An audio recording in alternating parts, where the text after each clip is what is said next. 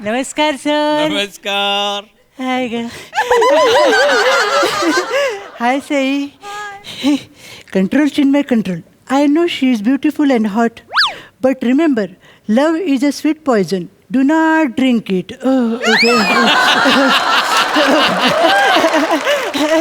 आणि अत्यंत महत्त्वाचं संशोधन.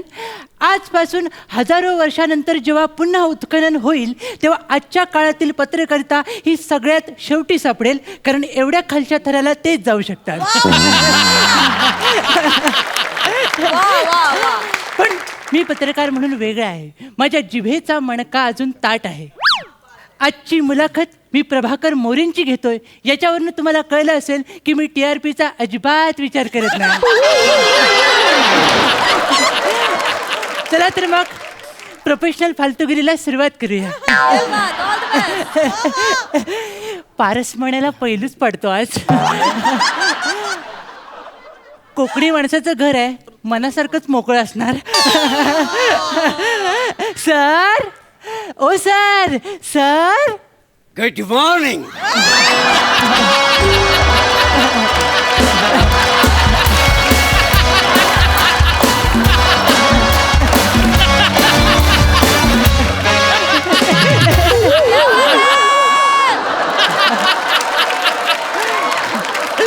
बाप रे सर, आतूनच गुंडाळून आलात तुम्ही.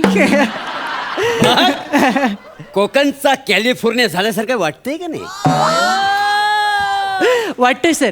मानेच्या खाली कॅलिफोर्निया वाटतोय, इथे हातकंबा काजरकाठीच आहे.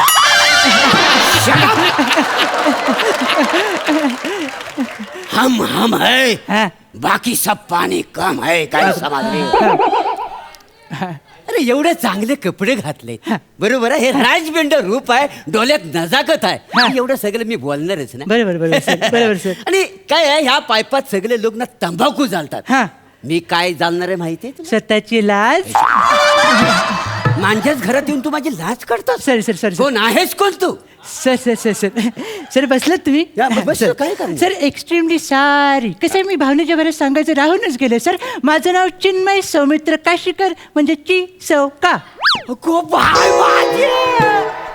सावका सर पाईप मोडला असता.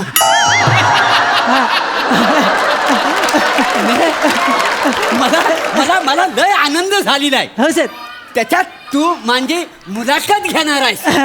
म्हणजे तू मुलाखत घेणार म्हटल्यावर मी माझ्या आयुष्यात मी मोठी भरीव कामगिरी केलेली असणार. खरंय सर, खरंय खरंय खरंय सर, खरंय सर. तुम्ही भरीव आणि भरण्यासारखीच कामगिरी केलेली आहे, म्हणून मीच इथपर्यंत आलेलो आहे सर. आणि कसं आहे सर, मला पहिल्यांदाच सांगावंसं वाटतं सर की मी कोकण आणि कोकणातल्या कलाकारांचा जबरदस्त फॅन आहे sir. Thank you very much. As a fan मी आज मुलाखतीला सुरुवात करणार आहे सर. येस. तर साधेच प्रश्न आहेत सर. पहिला अतिशय सगळ्यांच्या मनातला प्रश्न की सगळेजण तुम्हाला पारसमणी म्हणून ओळखतात, पण त्याचा अर्थ अजून कुणालाही कळलेला नाहीये. तर पारसमणी म्हणजे नेमकं काय? Good question. हां, थँक्यू सर, थँक्यू. मुळात गोष्ट असं आहे की आजपर्यंत पारसमणी या शब्दाचा मलाच अर्थ कळलेला नाही. बापरे. काही प्राजक्त मला सारखा पारसमणी बोलते, तर मी लयच मनावर घेतला आणि तो मुकुट मी असा डोक्यावर मिरवत असतो पारसमणीचा. काय समजलं? कसं आहे सर, प्राजक्ता फरसन खपवण्याच्या नादात कुणाला काही बोलते. आपण सगळंच मनावर घ्यायचं नसतं. पण तरीही मी काही माहिती काढली सर. वाडीतली लोक तुम्हाला पारोसामणी म्हणतात, कारण तुम्ही 5-5 दिवस आंघोळ करत नाही. गैरसमज आहे त्यांचा. काय आहे गैरसमज म्हणजे काय आहे, मी सकाळी चुलीवर गरम पाणी करायला ठेवतो आंघोळ करण्यासाठी. ते बघतात, पण ते आंघोळीला पाणी घेतो हे लोक बघत नाहीत. म्हणजे त्यांचे डोळे फुटलेले आहेत. त्याच्यामुळे लॉकडाऊनच्या काळामध्ये मी दिवसातून कमीत कमी 30 वेळा आंघोळ केलेली आहे. काय समजलं? बाप रे सर, बाप रे. पण बरं झालं तुम्ही लॉकडाऊनचा विषय काढलात सर. मी तिकडेच येणार होतो सर. म्हणजे या लॉकडाऊनच्या काळामध्ये तुम्ही बघायला गेलात तर सगळ्यात चांगल्या कार्याने खूप चांगली चांगली चित्र काढली सर, आणि ती फेमस झाली सर. तुम्ही पण प्रेरित झालात. म्हणजे काय? मग चित्रकला या कला प्रकाराच्या उरावर बसण्याचं धाडस तुम्ही करायला लागलात. काय झालं सर, म्हणजे फेसबुकवर तुम्ही सतत येत राहिलात सर, पण तुम्हाला कोणी विचारत नव्हतं. मग आता सौंदर्याने केलेली ही खाडाखोड घेऊन आता तुम्ही चेष्टाग्रामवर आला आहात सर. बरोबर सर. पण मला तेच विचारायचं आहे सर की सौंदर्याच्या त्या झगमगाटामध्ये हा झिरोचा बल्ब लावण्याचं कारण काय? मुलात कसं मला माझ्या फॅन बरोबरनं सतत राहावं असं वाटतं. अरे रे. नाही अरे देवा नाही, राहावं असं वाटतं. म्हणजे मी सकाळी काय करतो, संध्याकाळी काय करतो. बरोबर. हा म्हणजे हे त्यांना माहिती असायला पाहिजे. बरोबर. त्याच्यामुळे काय आहे, माझी प्रसिद्धी पण लय वाढते का नाही, काय समजलं? नाही सर, तुमची प्रसिद्धी वाढत नाही, लोक तुमचा पोपट होतोय सर. तुमच्या मागे तुमची चेष्टा केली जाते सर. तुम्ही जो परवा म्हैशी बरोबरचा फोटो टाकलाय ना, तो फोटो लोक कपल चॅलेंज म्हणून फिरवतात सर. जलतात लोक माझ्यावर. तुमच्यावर जलतात, गावातली लोक सगळी जलतात माझ्यावर. बरोबर. काय आहे, आता रस्त्यात मिळणारा प्रत्येक कुत्र्यावर दगड मारत बसलो तर मी माझ्या ध्येयाकडे कसं काय पोहोचणार ना. क्या बात आहे सर. शोभत नाही वाक्य, पण चांगलं आहे. तुमच्या तोंडात शोभत नाहीये, पण वाक्य चांगलं बोललंय सर तुम्ही. कसं आहे, बादलीवर थुंकण्याच्या अगोदर आपण पुढे जाऊया सर. सर कसं आहे, आणि मला वाक्य आठवलंय सर. हे वाक्य तुमच्या आत्मचरित्रातलं आहे. आणि ते आत्मचरित्र माझ्या मते पारसमणी, पारस अ कोय बिकम डायमंड, बरोबर. येस, याच्यातलंच आहे. हा सर, मला तेच म्हणजे आता सगळे प्रश्न मला तुमच्या आत्मचरित्रावरच विचारायचे सर. म्हणजे मला एक कळत नाही की बुद्धी दारिद्र्याचा शाप मेंदूला असताना आत्मचरित्रासारख्या कला प्रकाराचा आपण विनयभंग करू शकतो, ही तुमच्या मनात शंका केव्हा आली सर? कसं आहे, मुलात लॉकडाऊनच्या काळात सगळी दुकानं बंद होती. अरे रे. त्याच्यामुळे संध्याकाळ झाली की माझा हात शिवशिवायला लागायचा. स्वभाव. कारण तर 2-4 दिवस मी कंट्रोल केलं, नाही असं नाही, पण शेवटी माझा इलाज हरला. बरोबर. मी म्हटलं हे जर हात शिवशिवतायत तर पिण्यात वापरण्यापेक्षा लिहण्यात वापरूया, म्हणून हे सगळीकडे वळलो मी. क्या बात आहे, उत्तम विचार केला सर, उत्तम विचार केला, आणि त्याचा तुम्हाला फायदा पण झाला. म्हणजे माझा आत्मचरित्र लय म्हणजे जाम खप आला त्या आत्मचरित्राला. खपणार सर, मागणी वाढलेलीच आहे सर. कारण की जिथे जिथे निषेध मोर्चा आहे तुमचं आत्मचरित्र जाळतात सगळं. काय कळेल ना सर. काय म्हणायचं काय तुम्हाला, एवढं वाईट होतं ते? वाईट नव्हते सर, तुमचं चरित्र वाचून प्रेरणा मिळत नाही सर, मग बसण्याची इच्छा होते. म्हणजे कसं होतं, प्रश्न सुटायच्या ऐवजी प्रश्न पडतात. मी वाचलं, मला पण पडले सर. म्हणजे मला पहिला प्रश्न पडला की तुम्ही ऍक्टिंगकडे का वळलात.